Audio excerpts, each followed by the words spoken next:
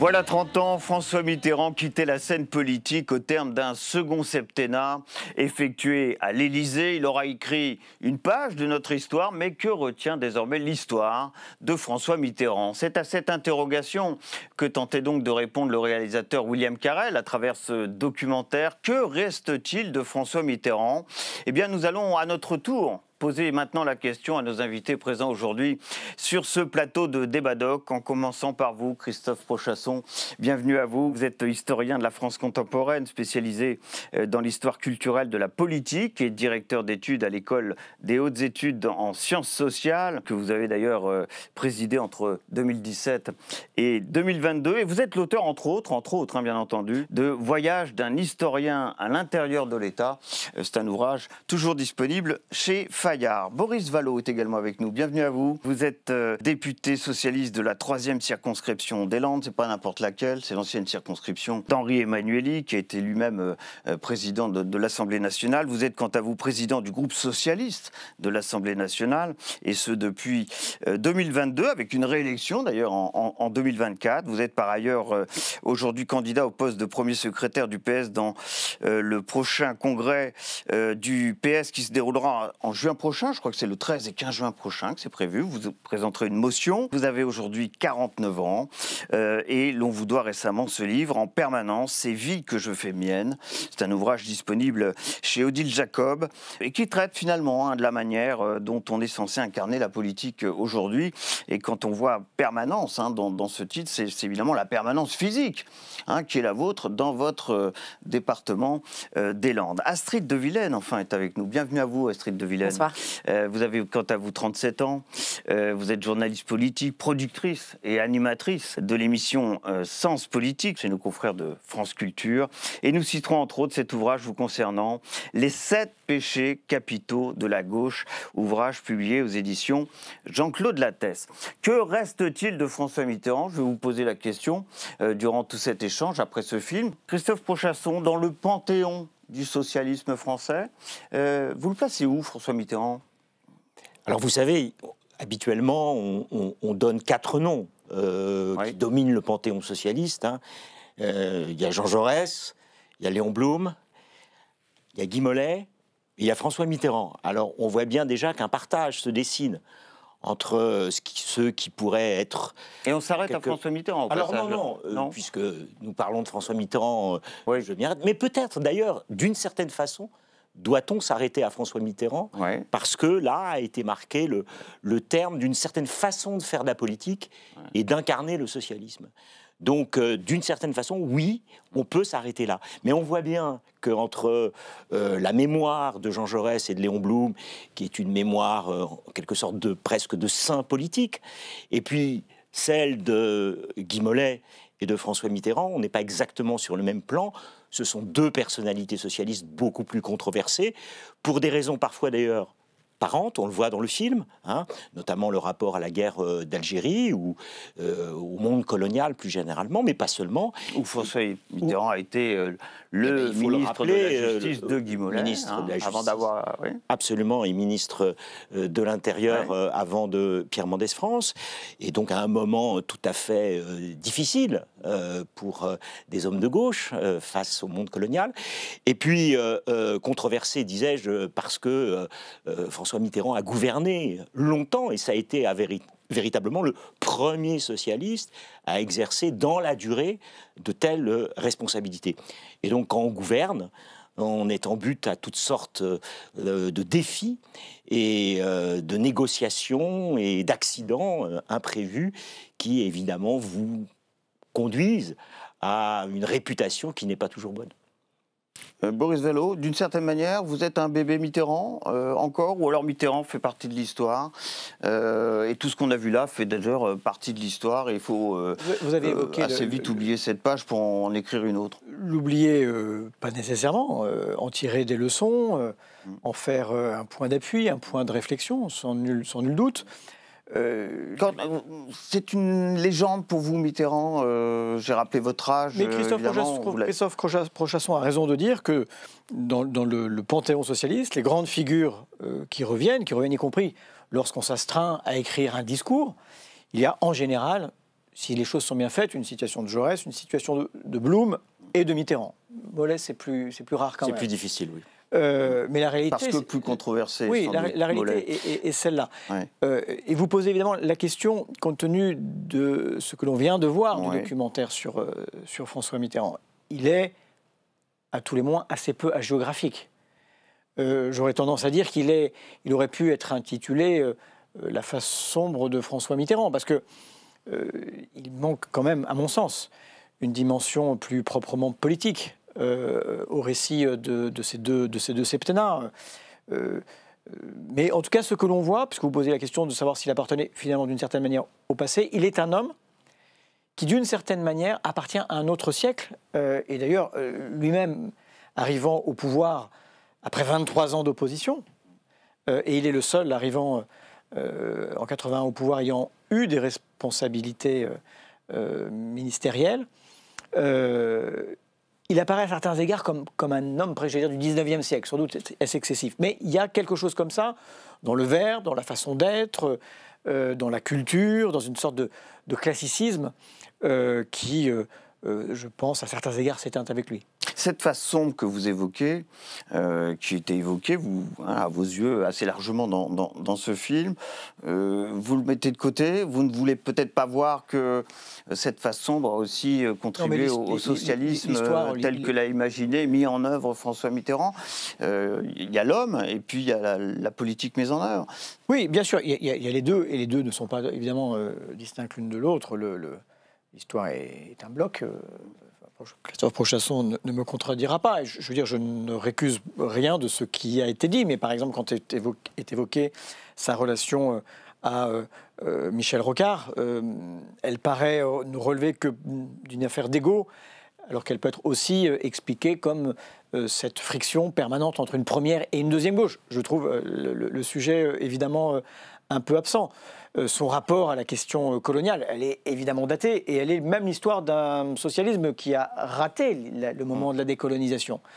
Il y a aussi dans son histoire personnelle, avec la Francisque, avec Vichy, que je distingue de son amitié avec Bousquet par ailleurs, il y a aussi probablement ce qu'a été le rapport de la France à cette période-là, pendant très longtemps, jusqu'à ce que des historiens, notamment américains, en réalité les premiers, fassent l'histoire de cette période sombre de notre histoire.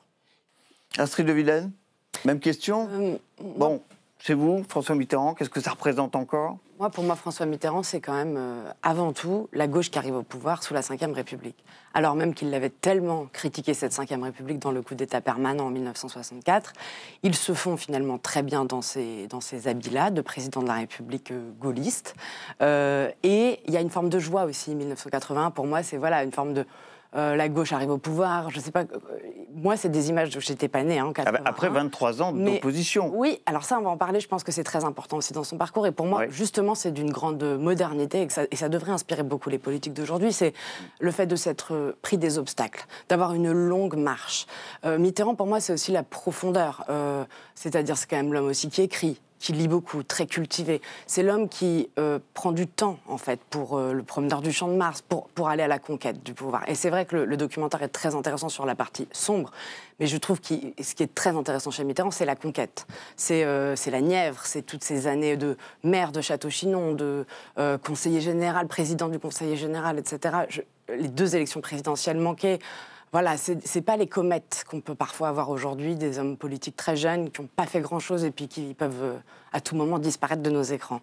Je pense aussi qu'il y a quelque chose de président bâtisseur, la pyramide du Louvre, ça je trouve que ça manque aujourd'hui. Alors il y a aussi le quinquennat, les chaînes d'infos, on n'est pas du tout dans la même époque, mais la fête de la musique et évidemment les réformes sociales et sociétales, le congé payé, la peine de mort, tout ça pour moi est d'une immense actualité en fait. Et je crois que Mitterrand nous parle encore en fait.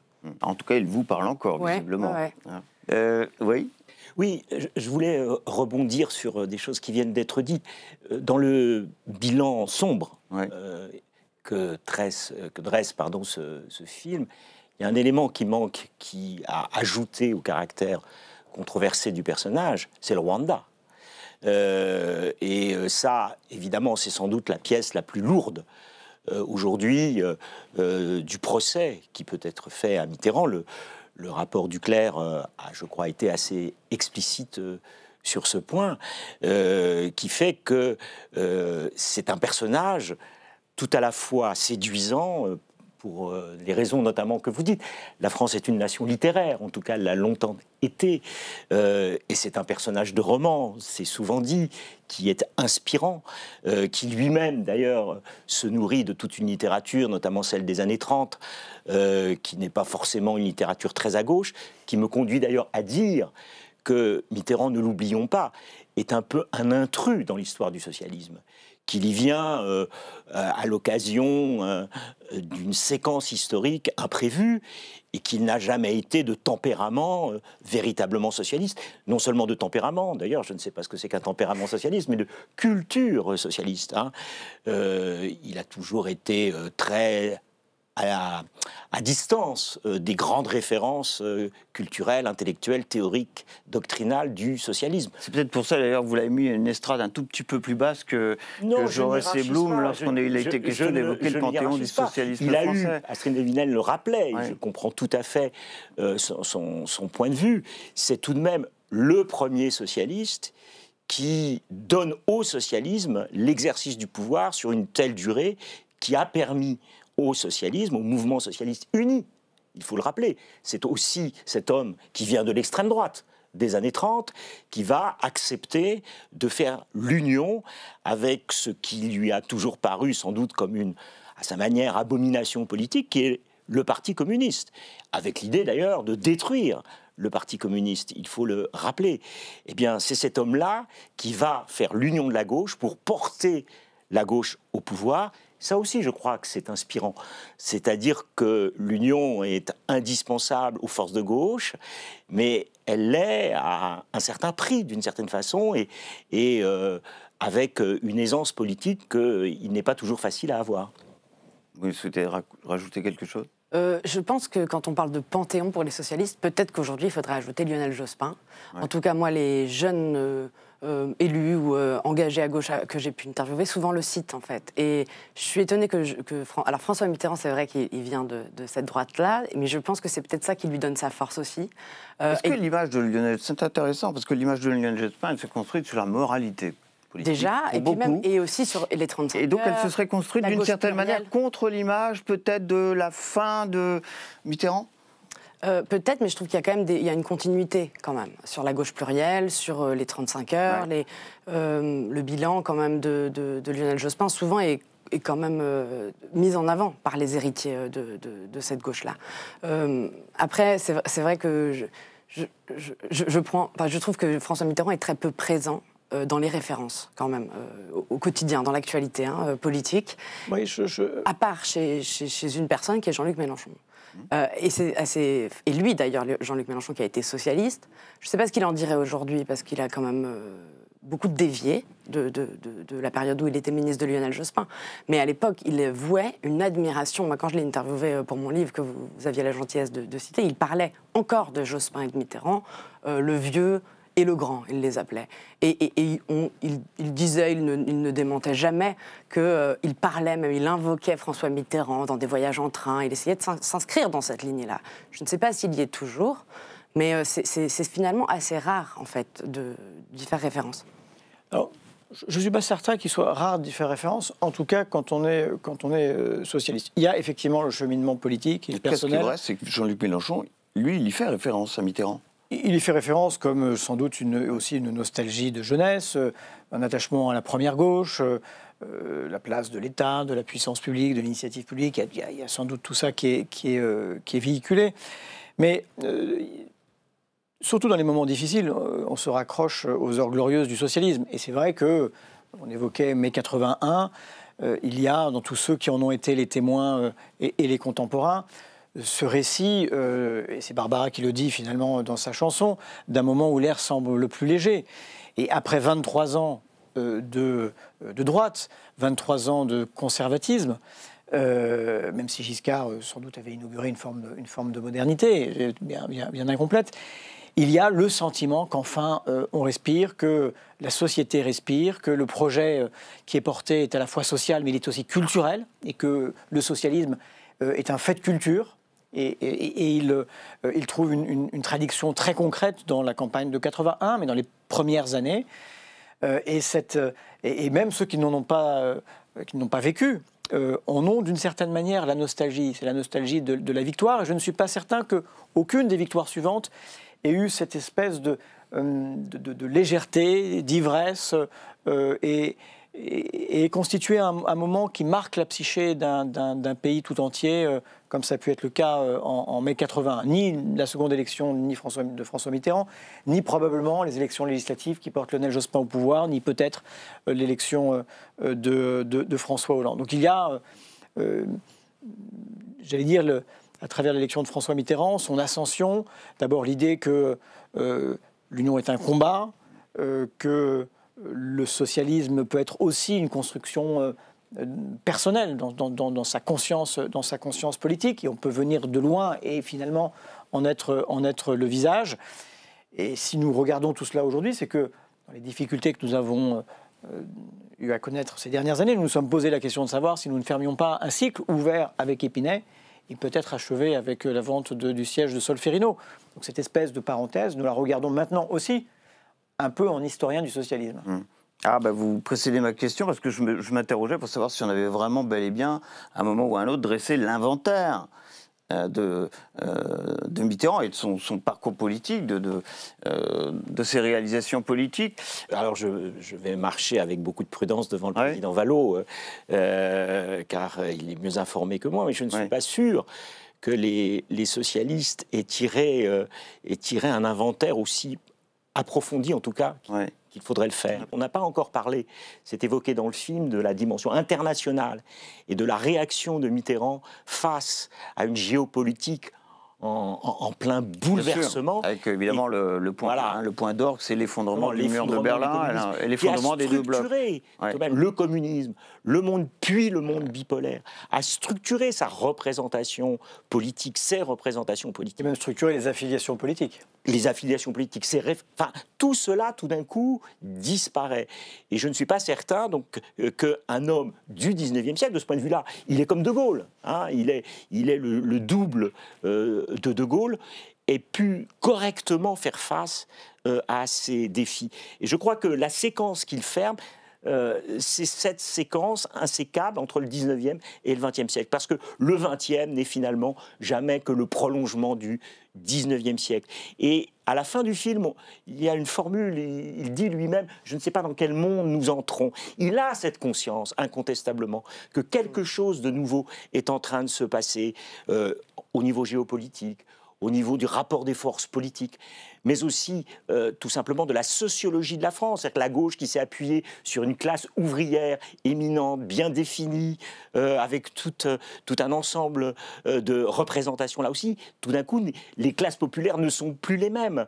Les médias, tout ce monde qui a environné sa formation et le début de son action étant en train de disparaître. Alors, qu'est-ce qui arrive après? Là, il ne nous donne plus de clés. Il a en quelque sorte fermé la porte et nous a laissé, quand je dis nous, peut-être nous c'est contemporains, mais aussi le Parti socialiste, les socialistes, il les a laissés devant ces défis-là en leur demandant au fond à la fois des analyses et des réponses à une situation nouvelle.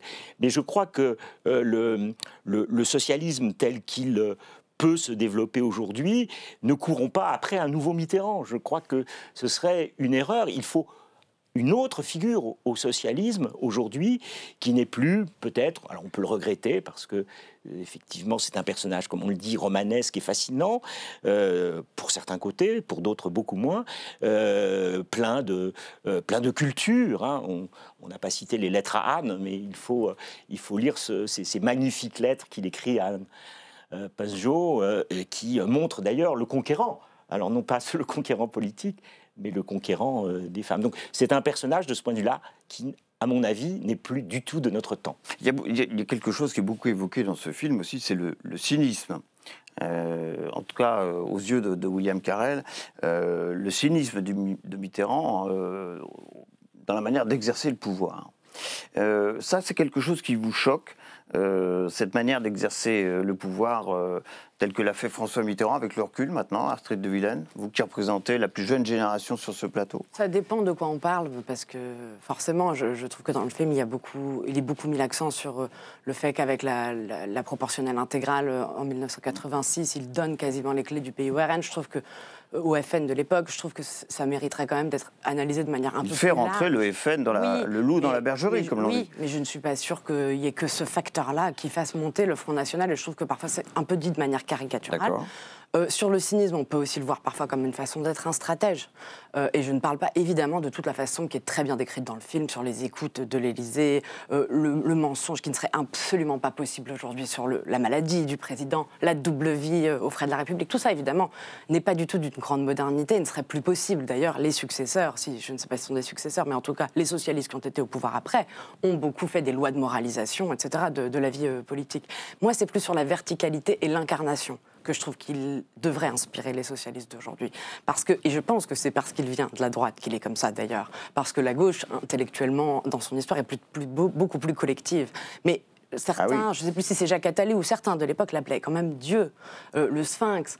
Moi, je trouve que ça, dans la cinquième telle qu'elle est aujourd'hui, c'est très utile, en fait, en politique. D'être au-dessus, comme ça, de faire peur, d'inspirer la crainte, d'être un leader, en fait. Et ça, on ne le voit plus beaucoup, en fait, aujourd'hui, dans le paysage à gauche. Boris Vallaud. Je pense qu'on ne le voit plus beaucoup dans le paysage, parce qu'en réalité, ça ne correspond plus à l'esprit de l'époque. Moi, j'ai tendance à considérer que le XXe siècle s'achève avec lui et que le XXIe commence après lui, y compris dans la façon de faire de la politique.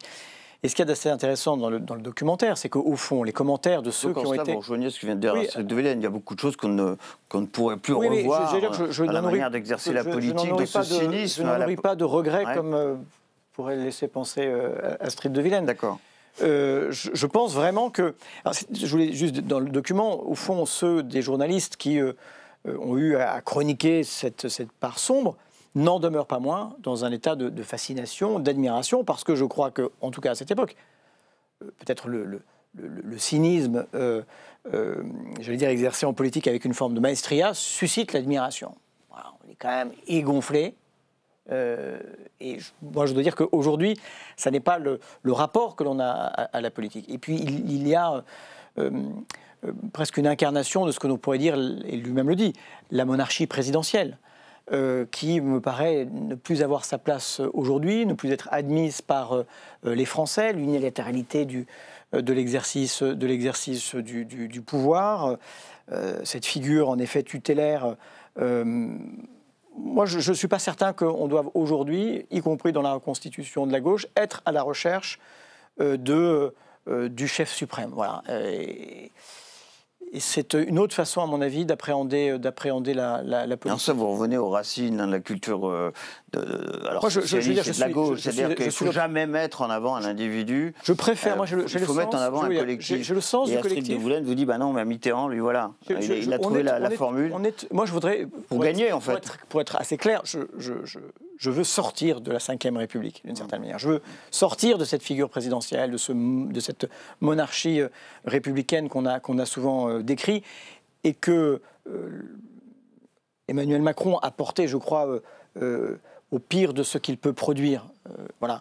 Et donc, je suis à la fois dans la recherche d'un collectif, dans un exercice qui doit être un exercice parlementaire du pouvoir, et qui, de fait, est à rebours de la Ve République telle qu'elle a pu s'exercer sous François Mitterrand, et puis d'une certaine manière, jusqu'au moment où il n'y a plus de majorité absolue à l'Assemblée nationale.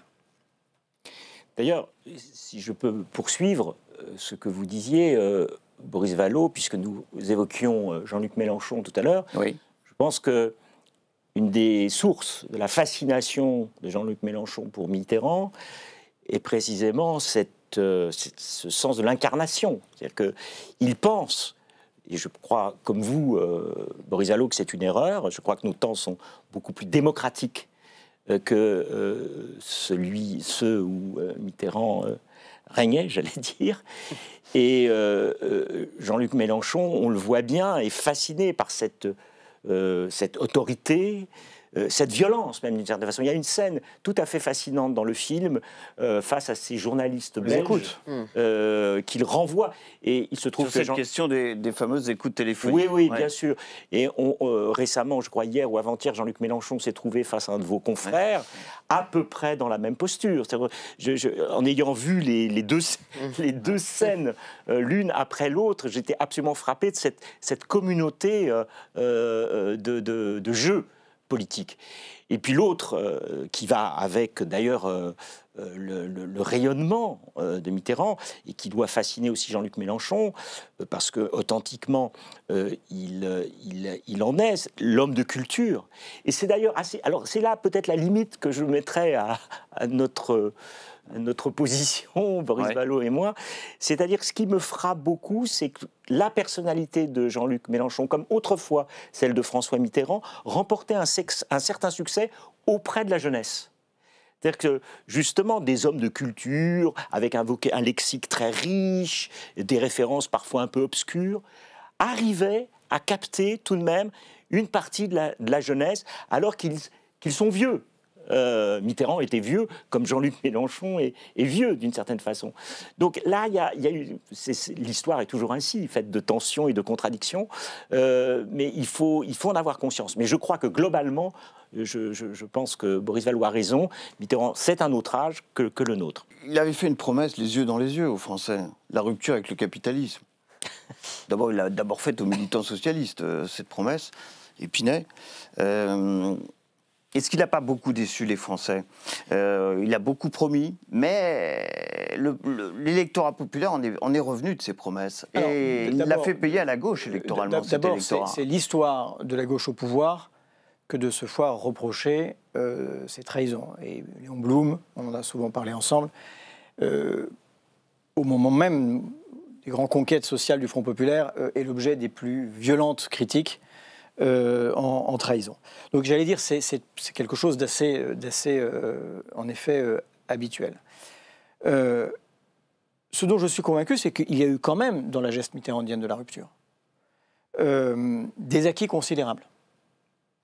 Sur la 5e semaine de congés payés, sur la retraite, la retraite à 60 ans, sur l'augmentation du SMIC, l'augmentation des minima sociaux, sur les politiques culturelles. Les lois Auroux. Les lois Auroux, absolument.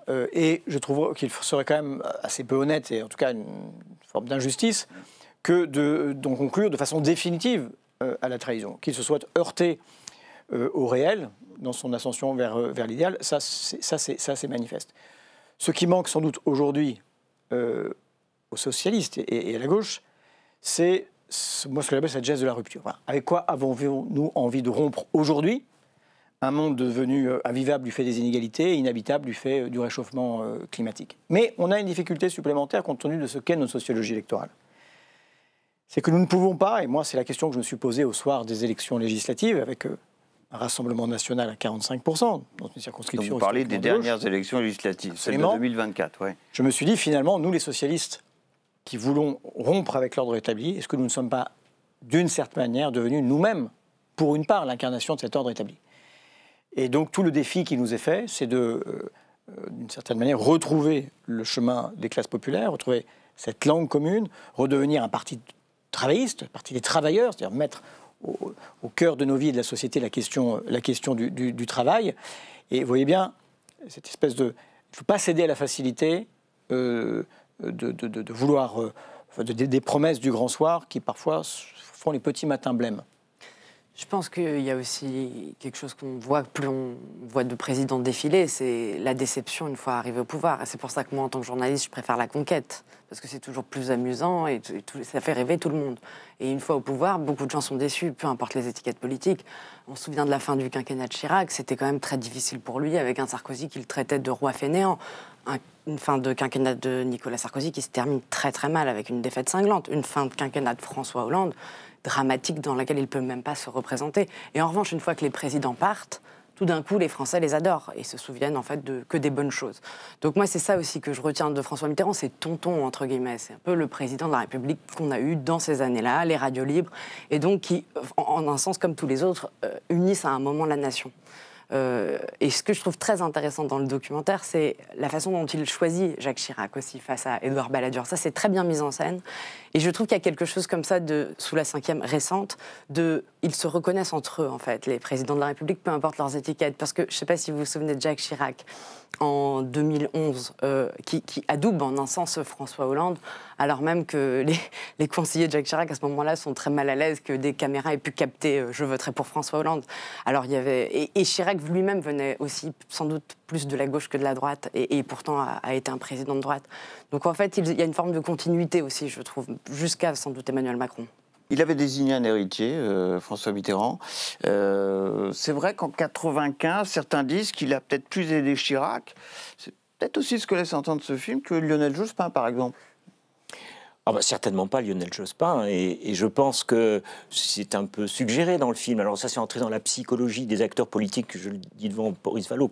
Savoir ce qu'un homme politique a dans la tête, ça, je dois dire que c'est un défi que je me refuse de relever. Les hommes politiques sont pris dans de telles dynamiques et de tels jeux d'intérêts qu'ils doivent en permanence naviguer et composer avec enfin, il aurait pu mettre l'un des siens sur orbite pour cette présidentielle de 95, il ne l'a pas fait. Je pense qu'il ne l'a pas fait. Alors pourquoi? Est-ce que c'est de la vanité? Alors il a un rapport à l'histoire tout de même incontestablement affiché. Je ne sais pas ce qu'il pensait, mais ce qu'il dit, hein, la fameuse formule « je ne vous quitterai pas » lors de ses derniers vœux, c'est assez hallucinant d'ailleurs comme représentation de soi-même.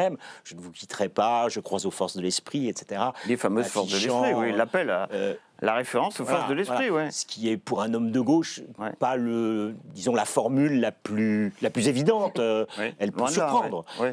D'autant plus que lui s'était toujours méfié de tout ce qui était religieux avec le politique. C'est une des origines de son hostilité ou de sa méfiance à l'égard de Michel Rocard, protestant, et peut-être même de Lionel Jospin, puisque vous posez la question aussi, protestant aussi. Peut-être se méfie-t-il de ces gens-là, avec un peu de moraline dans leur discours. Mais non, il n'y a pas d'autres dauphins. Laurent Fabius aurait pu l'être, mais il ne l'est plus. Donc, il laisse derrière lui, et c'est peut-être une question qu'on pourrait poser, ça sera la fin. Il laisse derrière lui un grand vide politique à l'intérieur du socialisme français, et peut-être ce grand vide politique est toujours à remplir depuis 30 ans. Merci, un grand merci à tous les trois d'avoir participé à ce débat doc aujourd'hui. Après ce documentaire signé par William Carrel, ce portrait de François Mitterrand. Merci aussi à Félicité Gavalda, Yasmine Benaïssa qui m'ont aidé comme à l'accoutumée à préparer cette émission. Vos réactions, ça sera sur #débatdoc. À mon avis, elles risquent d'être nombreuses. J'espère que vous serez là pour réagir à ce que seront ces réactions. Prochain débat doc, même place, même heure et bien sûr avec son documentaire et son débat. À très bientôt.